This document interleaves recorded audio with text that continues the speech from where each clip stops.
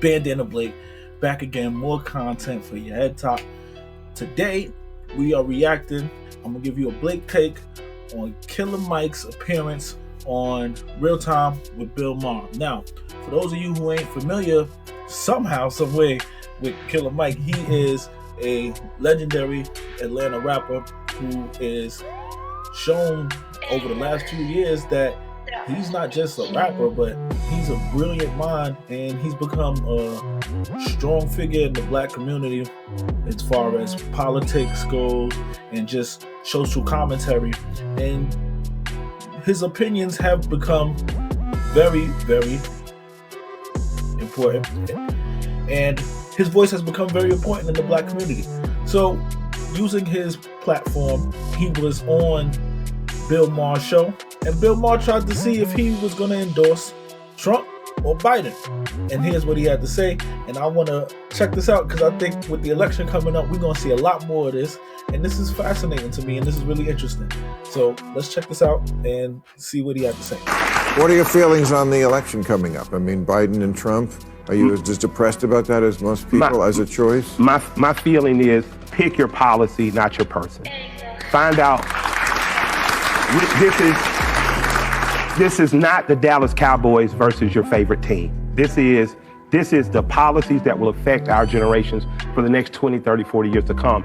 So close your eyes, listen to the policies that are being pushed, and pay attention even to the people who don't have a chance of winning, because they're going to say policies you may want to push. And I would say do that, but make it policy-based. So that means you're for...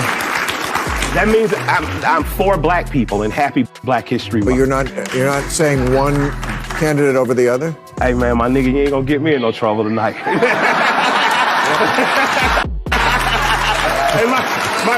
No, that's your job with me, to get me in trouble. My grandfather gave me some stellar advice sometimes. He said, son, sometimes you just gotta know to stay out of white folks' business. And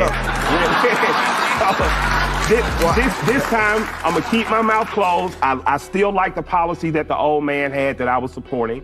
I would encourage people to find who's supporting that policy and see what happens. But you can't get yourself to say vote for Biden over Trump? You want me to list it now? So now I'm just saying that. Can he get himself to apologize for the crime bill? Can he get himself to get his head out of his ass and say, black people, you are black regardless. I need you to tell me what I need to do. Can he pick a coalition of former people who are affected by drug laws, street gangs, recidivism and crime, and say, I need you as a board to advise me how to fix federal prisons? If he can do that, absolutely I can. So my challenge is out. All right. Well, I think that's so important what he was saying, is because we've really reached a point now where a lot of black people are starting to feel exactly what he's saying. Like, why should I just continue to blindly be loyal to the Democratic Party and the policies that normally maybe I would just blindly vote for it? Now I need to be a little bit more refined and a little bit more detailed with what policies fit with the visions that I have for the country. We have blindly rolled with Democrats for decades, and a lot of black people feel as though, and now we're at a point where it's like, what have you done for us? What have you done for our community? Because we sat back, we watched the Asian community get bills passed, we watched the LGBTQ community get bills passed to protect them and to help them out, and we just start to wonder as black people, like, why do we just blindly vote Democrat all the time? And yes, you see a lot of people in the hood now saying they want to roll with Trump. Some of them have the belief that he's going to bring stimulus checks back, which is partly how we have so much inflation now, because there's no such thing as free money, right? Gas is going to go up, milk is going to go up, electric is going to go up. Everything they're going to get their money back in one way or another. So now we're at a point where I think what he said is very poignant. Pick your policy over the person, your policy over the party. It's not the time to have blind loyalty anymore. There's a lot of young black males especially who are awakened to a point where they're not just going to roll with Biden because they're black, and we let him get away with saying 4 years ago. That's out.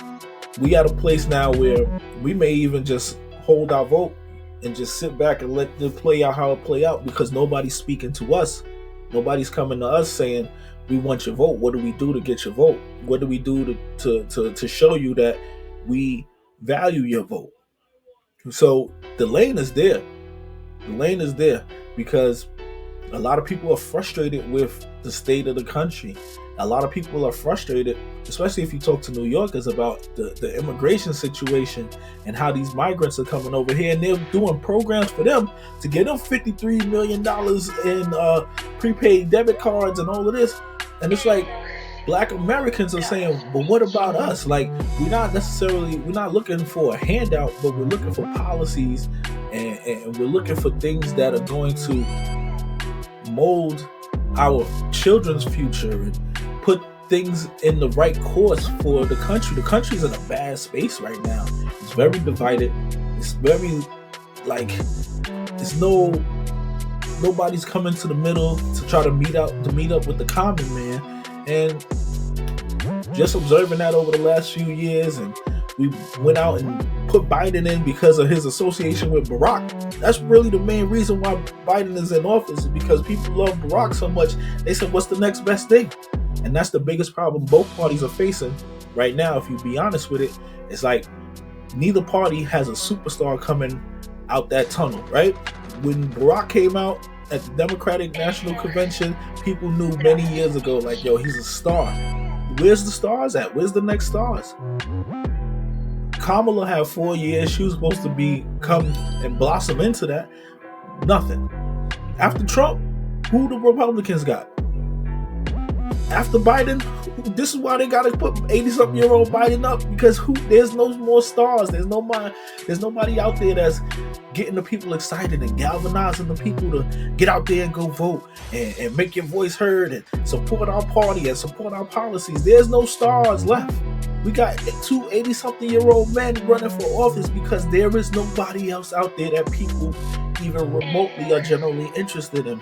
With, as far as name value goes, it's Biden, who was connected to Obama, and then it's Trump, who is infamous. So after these 4 years, where does the country go next?